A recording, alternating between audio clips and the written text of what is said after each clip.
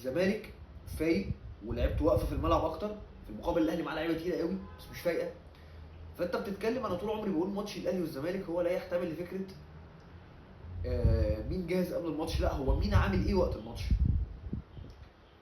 ديربي القرن ونهائي القرن كان الاهلي فايق، كان الاهلي فايق اكتر في الملعب وكسب، رغم ان الزمالك كان احسن من قبليها. وحتى اثناء الماتش الزمالك برضه كان كويس. السوبر الافريقي اللي اتلعب السنه اللي فاتت الاهلي كان الناس كانت متوقعه قبل الماتش وانا واحد منهم هنكسب كام. لكن رجوله اللعيبه هي اللي بتفرق في الملعب. وانا بشوف مباراه القمه ما بتخلصش بعناصر فنيه. يعني مباراه القمه مش محتاجه مثلا واحد زي بوبنزا او اي، لا هي محتاجه واحد راجل في الملعب نازل هيموت نفسه.